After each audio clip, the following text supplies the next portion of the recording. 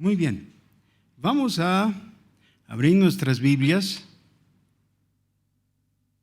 en la segunda epístola a los Corintios. El capítulo 5, desde el versículo 11. Segunda Corintios, capítulo 5, desde el versículo 11. Conociendo pues el temor del Señor, persuadimos a los hombres, pero a Dios le es manifiesto lo que somos, y espero que también lo sea a vuestras conciencias.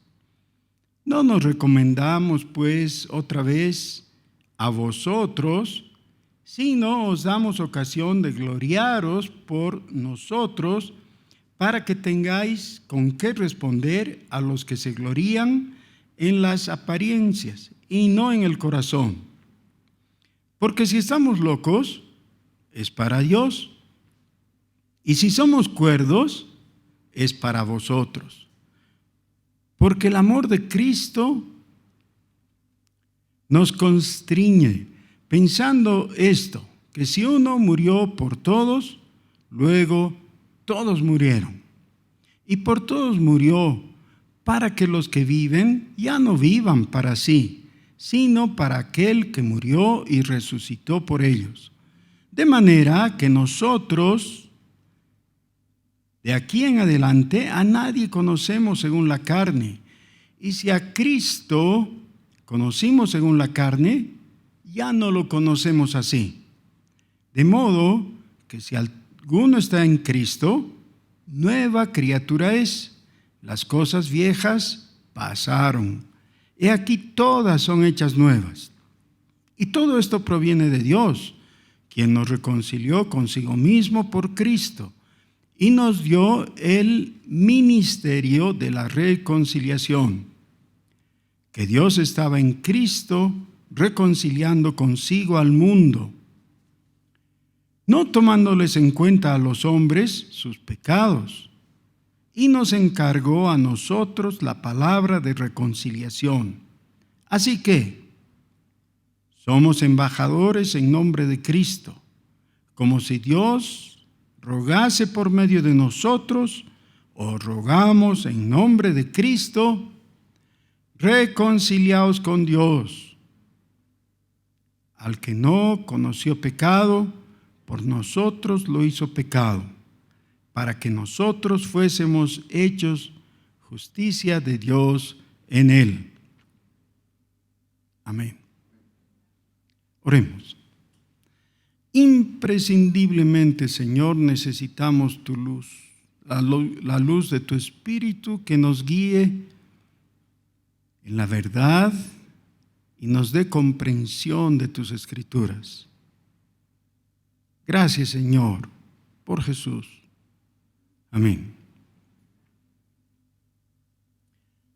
Este es uno de aquellos pasajes que parecen conglomerado de hermosos versículos para predicar sermones textuales y no expositivos, como es lo que hacemos nosotros, porque parecerían inconexos si es que no se lee con mucha atención desde el principio de la epístola.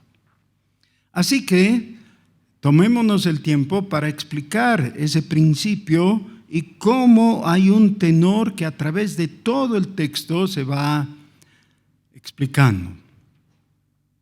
El apóstol Pablo ha estado en Corinto y ha establecido la iglesia cristiana ahí en esa ciudad.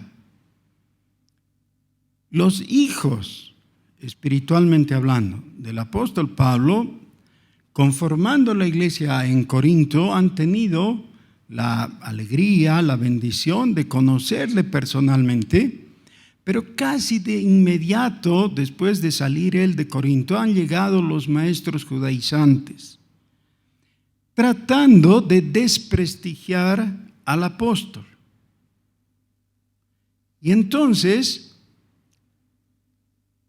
el apóstol les escribe la primera epístola a los Corintios, explicando algunas cosas, poniendo en orden dando sentido a aquello que ya sabían, pero que era un poco inexplicable para algunos de ellos por falta de trasfondo del Antiguo Testamento. Ese es 1 Corintios. Pero después de 1 Corintios parece ser que hubo tal vez 2 visitas en medio de lo que nosotros conocemos como 1 y 2 Corintios. Esas 2 visitas fueron intermediadas por cartas, así que, en rigor de verdad, parece que esta que nosotros tenemos como la segunda epístola a los Corintios es realmente la 4ª epístola. Significaría que hay 2 que no conocemos y que Dios en su soberanía nos ha dejado así, pero tenemos lo que Dios quería que tengamos, así que aprovechémoslo. Esto que tenemos aquí, que es, nosotros conocemos como la segunda epístola a los Corintios, presupone que ha habido en medio de eso correspondencia de parte de Pablo a los Corintios y también de parte de los Corintios a Pablo, haciéndole ciertas preguntas o cuestionándole. Ahora, por ahí alguien te cuestiona alguna vez, y si es un desconocido, es más fácil tolerar ese cuestionamiento. Los cuestionamientos que nos duelen son los que nos hacen los propios, o sea, nuestros hijos. Es típico que en cierta edad las hijas critican a sus mamás por su manera de vestirse, ¿no ves? O sea, cuando las niñas son pequeñitas, la mamá las viste como ella quiere. Y están bien bonitas y estrenan sus vestidos y todo como le gusta a la mamá. Pero algunos años más tarde, cuando la hija está en la adolescencia, ella quiere vestir a la mamá y le dice: mamá, es que ya no se usa así. Y quieren cambiarle, ¿no?, su atuendo, su manera de engalanarse y todo eso. Bueno, si no hay el tino necesario, esto puede ser antipático y un poco triste también. Y parece ser que las críticas que algunos de los corintios se animaron a lanzar al apóstol se pasaron de la raya. Le hablaron de cosas que realmente no estaban bien, porque al fin y al cabo él era el apóstol, es decir, el comisionado para llevarles el evangelio, y los llevó a la fe en Jesucristo. Así que ellos debían estar muy agradecidos, pero en vez de eso, haciendo eco de los maestros judaizantes, le cuestionaron. Y en el capítulo anterior, el apóstol dice: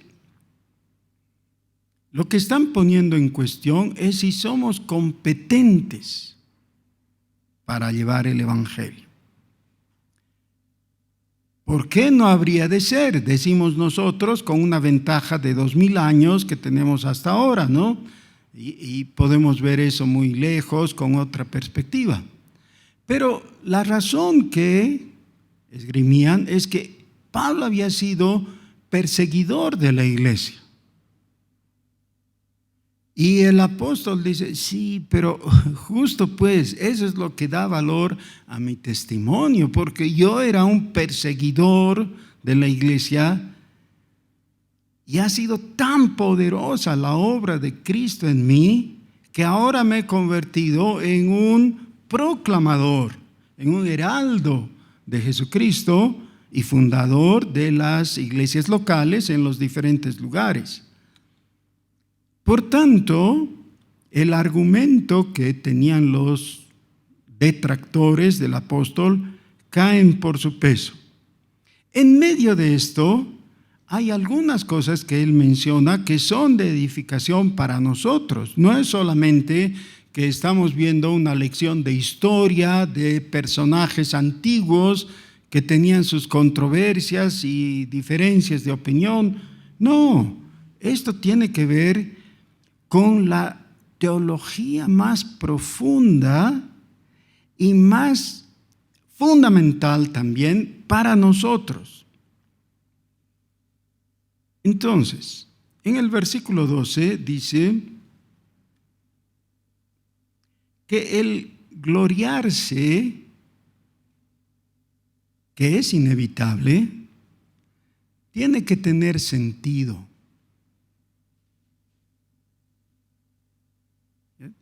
¿Qué es gloriarse? Enorgullecerse. Solo que generalmente nosotros tomamos la palabra orgullo como negativa necesariamente. Así es en español, ¿no? Así que los traductores de la Biblia han preferido usar la palabra gloriarse. Dice el apóstol que es más sensato gloriarse en lo que es del corazón, que es lo interno, que gloriarse de las apariencias. Gloriarse de las apariencias es digamos, muy precario porque las apariencias van a cambiar, ¿no? La gente va, digamos, decaer. Es lo que ha hablado en el pasaje anterior. ¿Recuerdan? Somos tesoros en vasos de barro. Es decir, con esa precariedad de un envase tan pobre. Por tanto, no vale la pena gloriarse en lo externo, sino en las cosas del corazón. Y admitir que algunas cosas que puede ser que nos traigan mala fama o que nos hagan cuestionables, van a estar ahí. Aún el tener apariencia de locos. Yo creo que todos nosotros hemos recibido algún tipo de crítica alguna vez de parte de nuestros parientes y amigos no cristianos que te dicen: oye, tú eras buen chango y ahora te has vuelto un fanático. De eso nomás quieres hablar, ¿qué te pasa? ¿Sí o no? Y esas críticas a algunas personas les afecta. Bueno, el apóstol dice: ya está bien si nos califican de locos, que sea por algo que valga la pena, y esto vale la pena. Para ustedes, sin embargo, tendríamos que ser cuerdos, porque ¿quién les predicó el evangelio? Si tú piensas: me predicó el evangelio un loco, entonces loco eres tú que le sigues a otro loco, ¿no? Por lo menos tendrías que apreciar la cordura de aquel que te proclamó las buenas nuevas. Pero ¿qué tipo de locura era? Y aquí hace una aclaración. Uno de los versículos que me gusta mucho, me encanta, es este, versículo 14. Si alguien quiere memorizarlo, yo le recomiendo que lo haga. ¿Saben por qué? Porque es como una de esas cuñas que necesitas justo en el momento preciso para tu mente. ¿Ya? Y cuando lo necesitas, si lo tienes memorizado, ahí lo pones y te cuña bien, te ayuda, ¿no?, para fortalecerte. Versículo 14 dice: porque el amor de Cristo nos constriñe, pensando esto, que si uno murió por todos, luego todos murieron. Ese todos, por supuesto, no es un absoluto, es un relativo a los que murieron. La expiación del Señor no es universal, es para los que creen. Pero sin distinción de nacionalidades, como hacían los maestros judaizantes, de edades, como hacían los gnósticos, de género o de sexo, como hacían los que en ese tiempo todavía no estaban de moda, pero estaban empezando, ya que tenían influencia persa y que habían esparcido las doctrinas que se habían incrustado en el judaísmo.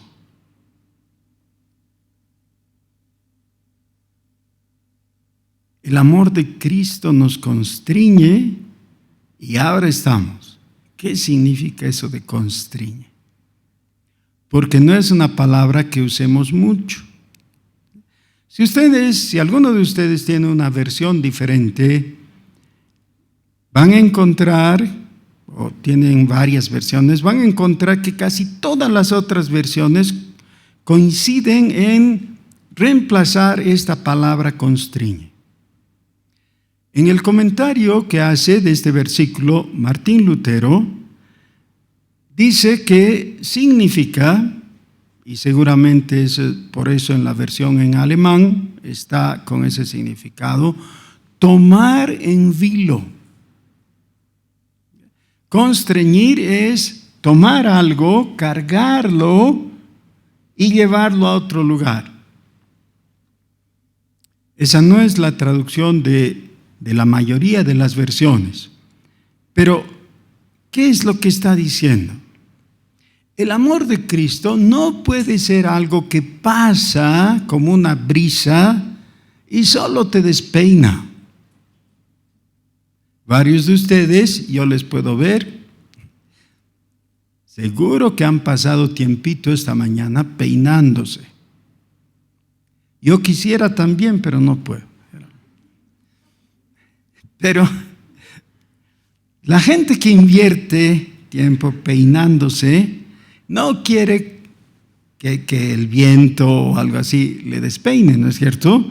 Hay personas que se enojan si viene un confianzudo y les hace así en la cabeza porque quieren estar peinaditos, ¿no?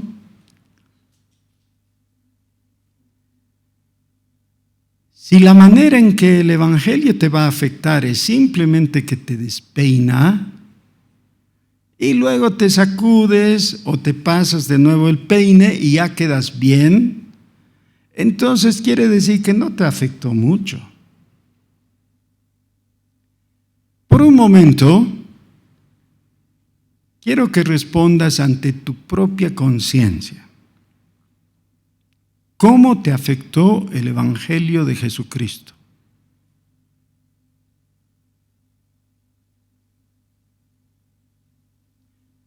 Es muy interesante porque oyendo el testimonio de algunas personas, el cambio se hace sumamente evidente.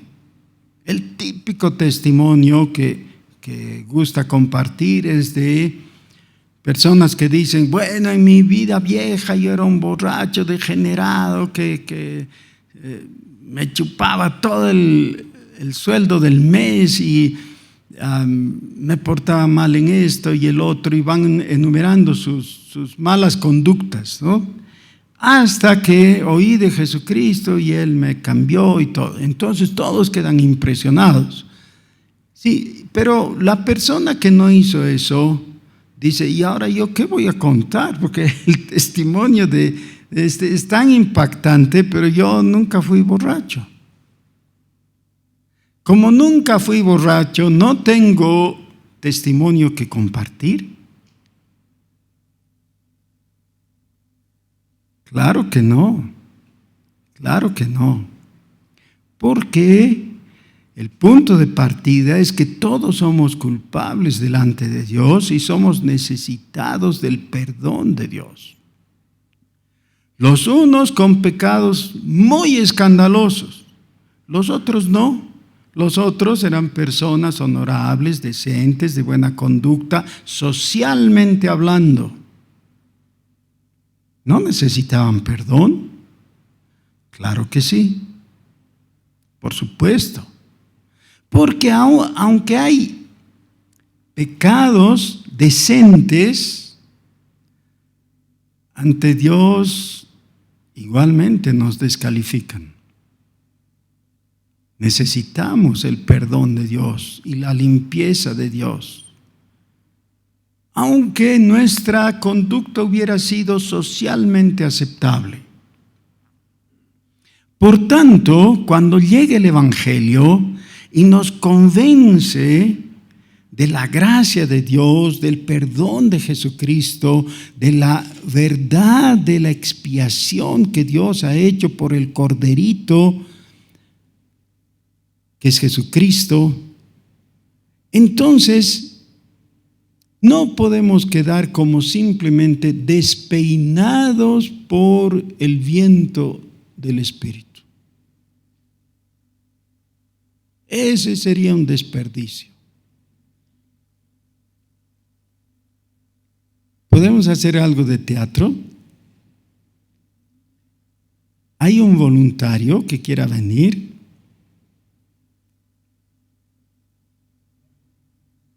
Todos miran a JJ, yo creo que él quiere. Ven, JJ, ven. Ven. Juanjito, ven, tú también me vas a ayudar, por favor. Sí.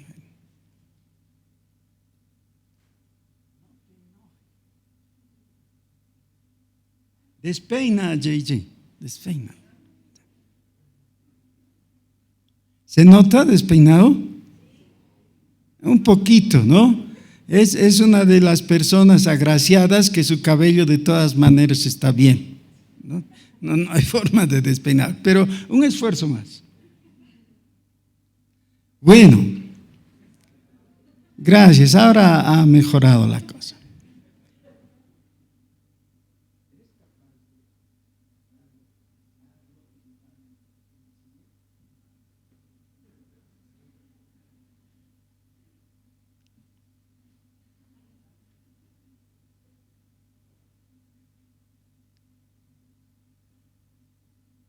Gracias. Pero no es la idea. La idea es que lo cargues así como echado.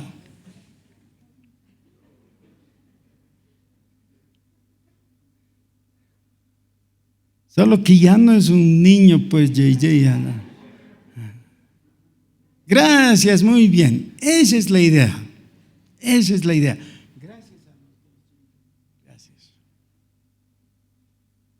Ahora esto no se van a olvidar, ¿no es cierto? Ya. No es solo que lo despeinó, lo tomó a viva fuerza y lo transportó y lo llevó, lo cambió de posición. Lo que está diciendo, el amor de Cristo fue tan poderoso en mí que me tomó y me llevó. Alguien dirá, ¿a dónde? ¿A dónde? Romanos 5:1 dice, justificados pues por la fe tenemos paz para con Dios por medio de nuestro Señor Jesucristo. Y si saltamos 3 capítulos y llegamos al capítulo 8, dice, ninguna condenación hay para los que están en Cristo. Estar en Cristo. El amor de Cristo nos constriñe porque nos lleva y nos deposita en Cristo. Y en Cristo no hay condenación.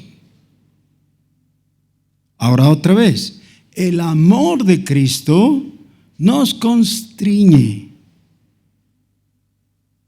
No solo nos jala o empuja, que ya sería bueno, ¿no? No solo eso. Nos toma y nos transporta. ¿Cómo? Pensando esto, es decir, considerando el Evangelio. Considerando el hecho maravilloso de que el justo murió por los injustos. Justamente eso es lo que expresa literalmente al final del capítulo.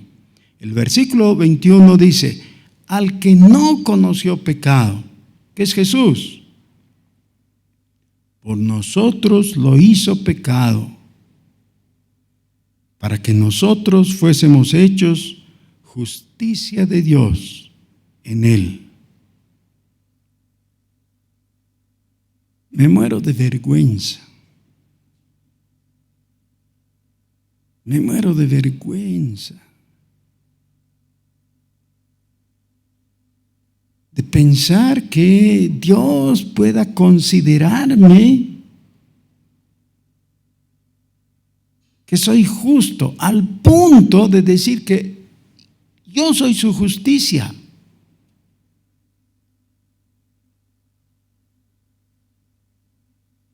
Yo sé cómo soy. Y sé que Dios sabe mejor todavía que yo cómo soy. Soy un canalla. ¿Cómo Dios me puede considerar su justicia? Porque me ha atribuido la justicia de Jesucristo. La justicia de Jesucristo, perfecta, intachable.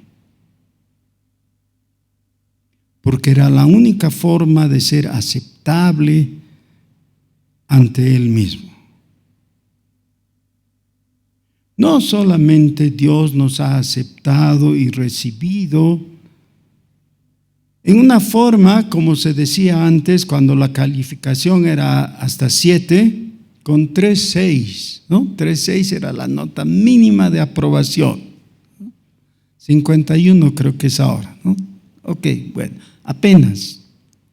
No, para poder recibirte, Él ha hecho una transformación en su propio código y dentro del mecanismo que Él ha escogido, que a Él le ha significado que Jesús no solamente sea culpable,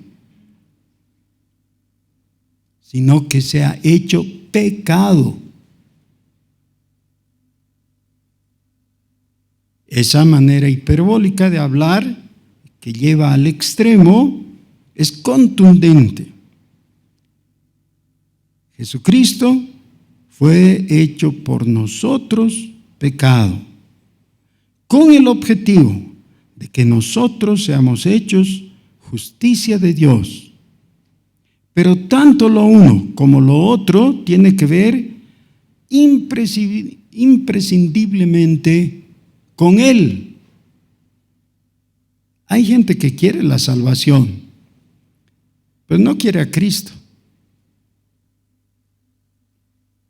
La salvación, estirando las palabras y los sentidos, por supuesto, en Buda sería más cómoda, ¿no? ¿Cómo sería ser salvo en Buda?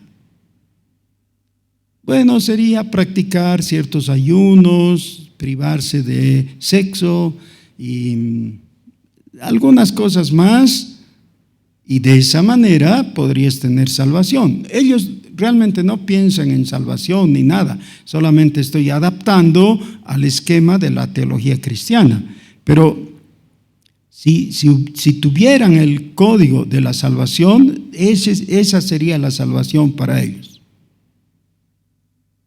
Y algunos quisieran ser salvos, pero a la manera budista. O algunos otros quisieran ser salvos a la manera musulmana. Es decir, esperar un cielo con 70 vírgenes que te estén esperando para hacerte feliz. No. La salvación que ofrece Jesús, que es la verdad, tiene que ver con que tú estés en Jesús. Porque es en Jesús que todo esto tiene sentido. Porque todavía, aunque Dios lo haya considerado pecado para poder considerarnos a nosotros justicia de Dios, Él todavía, a pesar de eso, es justo que no ha conocido pecado. A veces lo decimos así desaprensivamente, como que fuera de poca importancia, pero es de importancia máxima. Jesús jamás pecó. De vez en cuando quisiera oír un amén, porque es inconcebible. El hombre Jesús habrá pecado pues un poquito, ¿no? Si hubiera pecado un poquito, no hubiera podido brindarnos salvación. Ya la salvación habría sido imposible. En perfección absoluta, hizo todo lo que le agradó al Padre, y el Padre dio testimonio de ello, diciendo: este es mi Hijo amado, en el que tengo complacencia. Nunca nadie más recibió ese testimonio de parte de Dios, solo Jesús. Jesús no pecó, pero aunque no conoció el pecado, por nosotros lo hizo pecado. ¿Saben qué? Solamente ese hecho tendría que impulsarnos a de por vida estar diciendo y repitiendo: gracias, Señor. Gracias, Señor. Gracias, Señor. Gracias, Señor. Gracias, Señor. Porque al justo le diste mi culpa, le asignaste mi pecado para que yo pueda tener salvación, para que yo pueda ser designado como justicia tuya. Ese es el Evangelio. Y resulta que los que creen en eso, entonces reciben de parte de Dios algo más. Versículo 17. De modo que si alguno está en Cristo, nueva criatura es. Las cosas viejas pasaron, y aquí todas son hechas nuevas. Esto nos obliga a plantearnos algunas preguntas. Una pregunta antipática, pero imprescindible, es: si estás en Cristo. A veces la gente no reacciona bien, ¿no? Le preguntas: ¿y tú estás en Cristo? Claro, pues. Por supuesto. ¿Qué crees, que soy perro? Claro que soy cristiano. Sí, pero ¿y de dónde sacas eso? Desde mi abuela. Pues nosotros éramos bien cristianos siempre. No estás en Cristo, no es automático. Para estar en Cristo tienes que estar en la fe de Jesucristo, es decir, tienes que creer en Él, tienes que haberte encontrado con Él y haberte postrado ante Él y haberle reconocido como tu Señor, tu Dios, aquel que dio su vida por ti, y decirle: tú eres mi Salvador. No puedo entender por qué, pero tú me has mirado con amor desde antes de la fundación del mundo y me has asignado salvación. Así que te adoro, Señor. Si alguno está en Cristo, nueva criatura es. Y eso hace que las cosas viejas ya estén obsoletas. No puedes seguir pensando que estás en Cristo, pero además de Cristo tienes estas otras cositas como cartas debajo de la manga. No sirve así. Si estás en Cristo, Cristo es suficiente. Hay una canción que está de moda ahora, ¿no? Cristo basta. Jesucristo basta. Y esa afirmación, por lo menos, es muy importante. De verdad que solo Cristo basta. Pero además, si tú quieres combinar con algo adicional, ya no es Jesucristo. Justamente de eso nos va a hablar un poco más adelante esta misma epístola, pero no nos vamos a adelantar. Les decía, la pregunta es antipática porque nos obliga a mirar con seriedad cuáles son las bases para considerarnos cristianos. Pero no es con mala voluntad de parte de Dios. Dios tiene buena voluntad. Y Dios te está hablando y llamando para que tú estés en Cristo. ¿Para qué? Sí, por eso dice, así que nosotros como embajadores de Cristo os rogamos, reconciliaos con Dios. ¿Me pueden ayudar? Sírvanse respetuosamente tocar el hombro de la persona que tienen ahí. Vamos a romper un poquito los protocolos, ¿ya? Sí. O llamen su atención. Quizás díganle pss, pss, o algo, no sé, algo, llamen, logren que les escuchen. Y sobre esa base, una vez que tengas los ojos capturados de la persona que tienes al lado, dile junto conmigo y de parte de Dios: reconcíliate con Dios.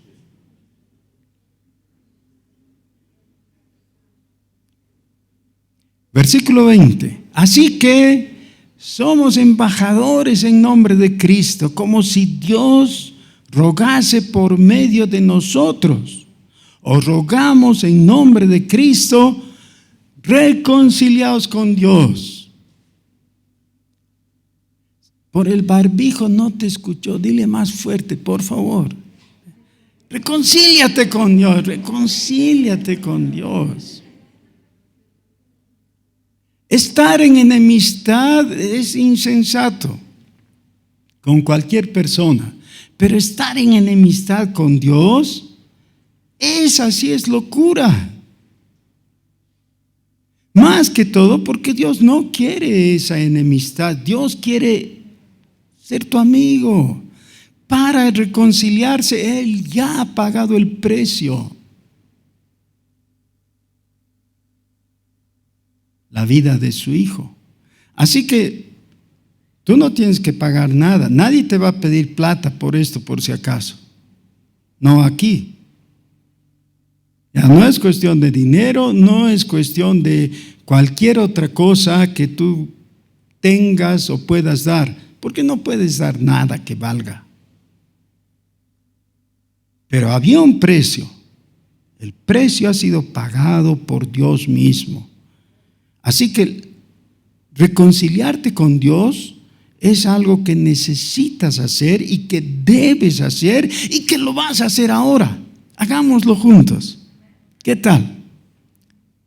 Pongámonos de pie, por favor.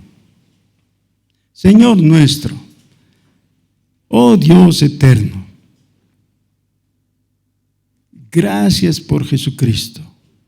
Gracias por nuestro bendito Salvador, magnífico. Gracias por la salvación que tú nos has otorgado gratuitamente, por tu bondad. Gracias, Señor. Gracias porque en Cristo estamos seguros, porque podemos estar seguros, porque tu palabra es verdad y tú no fallas.